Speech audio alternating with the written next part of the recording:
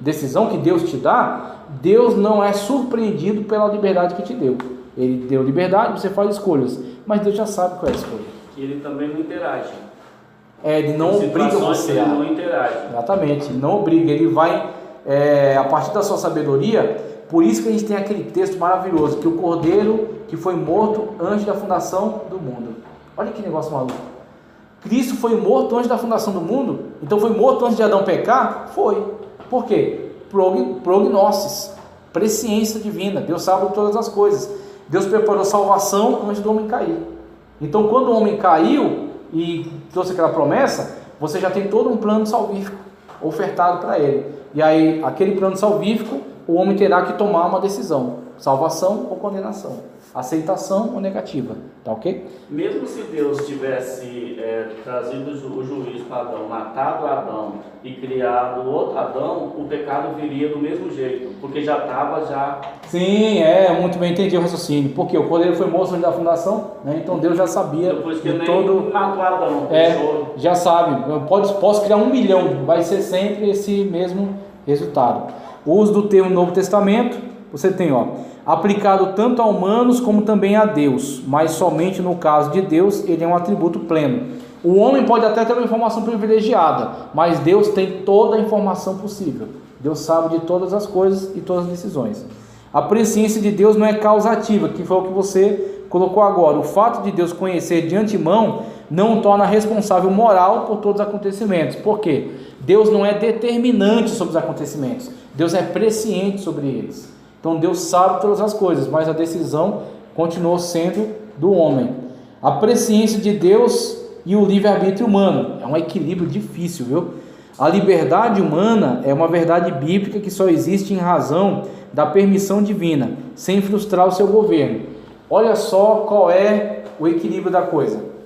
Uma das coisas que os calvinistas mais acusam, falam, olha, na verdade, na mente arminiana, Deus não é soberano. Deus não é o todo-poderoso de todas as situações. Por quê? Porque existem algumas situações nas quais é dada liberdade ao homem. Por isso eles apelaram para o monergismo, para dizer que Deus na verdade determinou tudo. Só que olhando para a Bíblia você não acha essa situação. Olha só Cristo, né? Aquele que crê será salvo. Aquele que não crê já está condenado. Veja, perceba os detalhes. Aquele que não crê, ele não diz que será condenado, ele diz que já está. Por quê? Todos já participavam de uma realidade na qual todos estão destituídos da glória de Deus. Condenado já estava. Condenado já estava. A novidade é, você pode sair de condenado para salvo. Qual é a condicional? Crer. Então crer é uma opção. Por que é uma opção? Aí onde entra a forma de governo divina. Uma coisa é você dizer que Deus não governa, uma coisa é você dizer que Deus não tem presciência, como o teísmo aberto. Outra coisa é você dizer que Deus, mesmo sendo soberano, ele concede liberdade, ele dá liberdade. Quando ele cria Adão, por exemplo, fez Adão sua imagem conforme sua semelhança. Se Deus é a imagem e semelhança de Deus, Deus tem alguns atributos, tá certo, comunicáveis de Deus. Por exemplo, livre-arbítrio. Deus não tem liberdade? Deus não toma decisões? Então, se Deus toma decisões, comunicou também a Adão o poder de tomar decisões, senão ele não seria um ser racional, senão ele não seria um ser livre, e senão ele não seria responsável. Como é que Deus pune alguém que ele mesmo determinou cometer um crime? Seria uma punição, no mínimo, injusta. Óbvio, né? Então, se Deus pune alguém, é porque alguém poderia ter feito assim ou feito de outra maneira. Se ele fez desta forma, é porque ele tinha a liberdade de fazer, e fazendo torna-se condenável. Tá ok? Então é nesse sentido. Deus ele cria, tá certo? Uma possibilidade para que o homem faça escolha. Aí quando ele cria essa possibilidade, ele cria a partir da sua soberania. Não foi o homem que arrancou de Deus essa qualidade de poder tomar decisões. Foi Deus que cedeu ao homem e disse: pronto, eu te dou escolha, livre-arbítrio, liberdade. Você escolhe entre o bem, olha a linguagem. Escolhe o bem para que vivas, tá certo? E não o mal, para que você não seja condenado. Quem foi que disse isso? Moisés. Pegou o Monte Ebal e o Monte Gerizim. Escolhe o bem para que seja abençoado tu, tua família, tua maçadeira, teu animal, teu campo, tal. Mas se escolheres o mal, será amaldiçoado, blá. Escolha. Se Deus, ao longo de toda a Escritura, está falando de escolha, e a escolha, na verdade, é só de brincadeirinha, Deus estaria nos enganando. E nós não queremos que Deus haja desta maneira, tá ok? A presciência de Deus e o livre-arbítrio humano, foi o que a gente falou. A presciência de Deus não invalida o livre-arbítrio, foi também o que a gente acabou de explicar. Por que não invalida? Porque é Deus que confere essa liberdade ao ser humano. Aí eu coloquei esse quadro. Isso aqui eu apresentei quando eu dei uma palestra sobre a soteriologia da declaração de fé lá no Boa Vista, lá no pastor Paulo Cruz. Eu apresentei esse quadro. Partindo de Deus, você tem duas maneiras de pensar. Uma é a pré-determinação, calvinista. Na pré-determinação, a queda no pecado foi determinada por Deus, que é o chamado supranapsarianismo. A expiação é limitada, porque Deus determinou que a maioria fosse para o inferno e uma minoria fosse salva. Ele determinou isso. Calvino diz, antes que eles viessem a existir, Deus já determinou aqueles que vão ser salvos e aqueles que vão ser condenados. Se alguém está dentro do grupo que Deus determinou que será condenado, mesmo que ele tente aceitar a Cristo para ser salvo, a salvação não será aplicada a ele. E ele, em determinado momento, será expulso dali. Por quê? Deus sabe quem vai ser salvo e quem não vai ser, porém a porta está aberta. Exatamente, ele disponibiliza possibilidade de salvação para todos. A expiação é ilimitada, é expiação suficiente para todos. Por exemplo, da boia, o cara que você falou, jogou ali, uma boia, o cara pega. Isso, ele pode não pegar, exatamente. Agora, qual é a diferença? Deus sabe quem vai pegar e quem não vai pegar. Essa é a coisa, esse é o checkmate. Por isso que no final, alguns vão dizer, Deus não sabe quem vai ser salvo e quem não vai. Não, sabe sim. Por quê? Porque ele é presciente. Então, ele não é que ele vai determinar, olha, você é obrigado a pegar. Ele fala, não, está livre para você. Só que como ele conhece com minúcias de detalhes todas as decisões possíveis, ele sabe quem se agarra à salvação e quem não se agarra. Essa é a questão. O outro caminho é a presciência. A queda no pecado é fruto, de um mau uso do livre-arbítrio. A expiação é ilimitada, expiação suficiente para todos. E os crentes e eleitos, que é a diferenciação que Armínio faz. Muitos são crentes, creem em Deus, mas nem todos são eleitos. Ou seja, dentre os crentes, Deus sabe quem vai perseverar até o fim. Esses são os eleitos. Os eleitos nunca podem ser condenados. Olha o texto que fundamenta. Pois aqueles que de antemão, isso aqui é prognósticos, aqueles que de antemão conheceu, também os predestinou. Então, primeiro é o pré-conhecer, não é o determinar, e sim o pré-conhecer. Primeiro ele pré-conhece. Aí, uma vez que ele pré-conhece, para aqueles que ele pré-conhece, conhece de antemão, ele predestina. A predestinação é para aqueles que Deus pré-conheceu, que são salvos. Também os predestinou para serem conformes à imagem de seu Filho, a fim de que seja o primogênito entre muitos irmãos. Maravilhoso. Então isso aqui vai ficar disponível, todo esse conteúdo que eu acrescentei, tá? A declaração de fé, somente a declaração para a gente guardar. A predestinação genuinamente bíblica diz respeito apenas à salvação. A predestinação que a gente leu ali, nunca na Bíblia você encontra texto que fundamente a ideia de que Deus predestinou pessoas ao inferno. Nunca. Pode procurar, não tem. Você nunca tem texto onde Deus predestina pessoas ao inferno. Mas sim, ele pré-conhece, porque ele tem a presciência, aqueles que ele pré-conhece como pessoas que aceitam a salvação ofertada, aí ele predestina. Ele predestina sempre a salvação, nunca a condenação. Porque, na verdade, ele disponibiliza a todos salvação. Todos têm salvação disponível.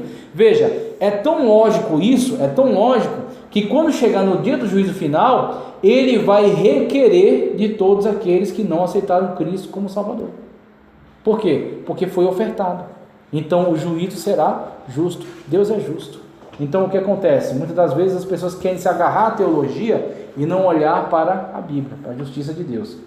Apenas a salvação, sendo condicionada à fé em Cristo Jesus, estando relacionada à presciência de Deus. Portanto, a predestinação dos salvos é precedida pelo conhecimento prévio de Deus daqueles que, diante do chamamento do Evangelho, recebem a Cristo como seu Salvador pessoal e perseveram até o fim.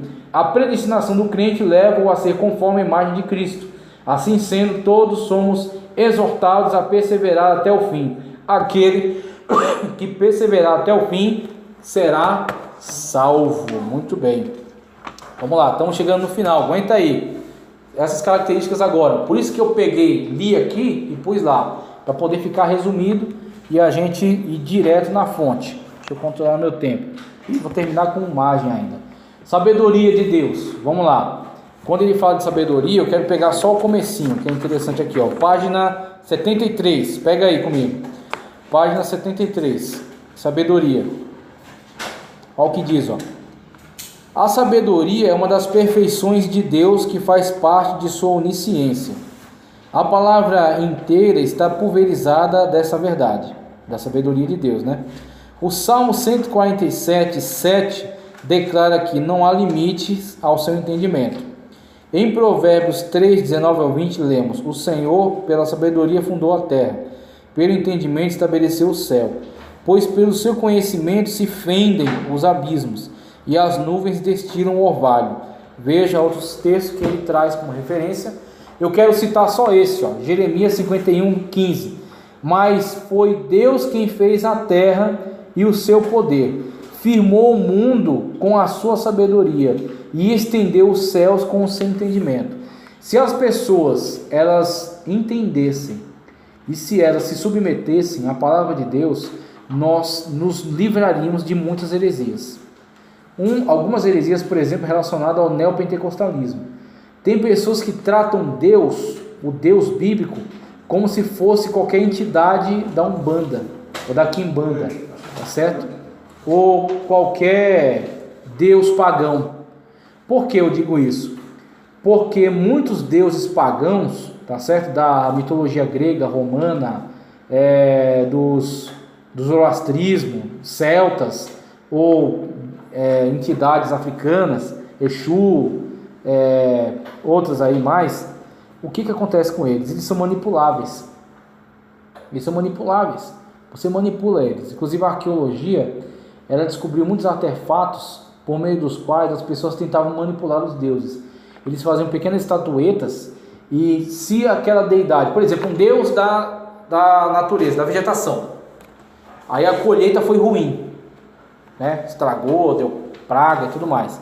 O que eles faziam? Eles enterravam a imagem daquele Deus de cabeça para baixo, né? Até aquele Deus resolver o problema. Quando ele resolvesse, aí tirava e colocava no templo de novo, tentando manipular, né, um ser, uma entidade espiritual por meio dessas práticas.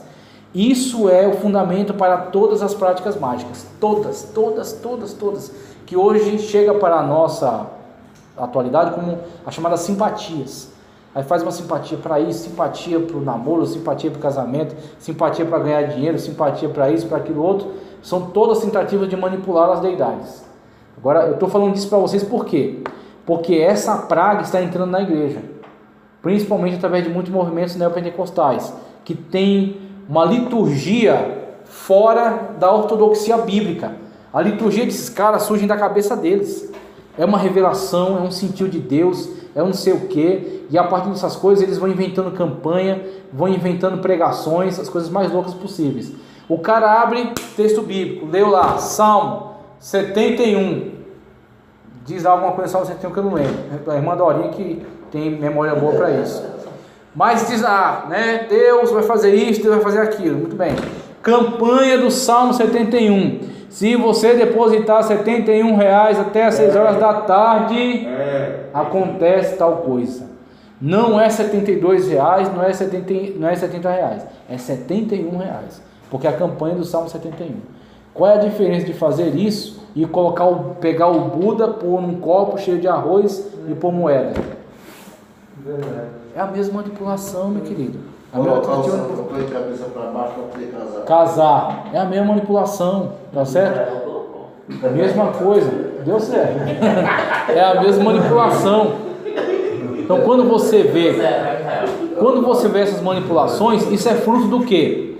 Isso é fruto de não conhecer atributos básicos de Deus, atributos naturais de Deus, sabedoria. Deus sabe de todas as coisas, amém. Se Deus sabe de todas as coisas, Deus sabe até o que eu estou pensando ainda em fazer, sabe antes de eu pensar. Se Deus sabe das coisas antes de eu pensar, como é que eu vou conseguir manipular Deus? Como é que eu vou conseguir, por exemplo, voto, apressa-te, ó Deus. Por quê? Porque Davi diz no Salmo, apressa-te, ó Deus, em me socorrer. Davi está clamando para Deus. Aí alguém cria uma campanha, voto do apressa-te, ó Deus. Deposita, chegou o dinheiro e caiu na conta. Aí lá no céu, o anjo avisa, Deus, caiu, tá aqui, ó, saldo positivo, certo?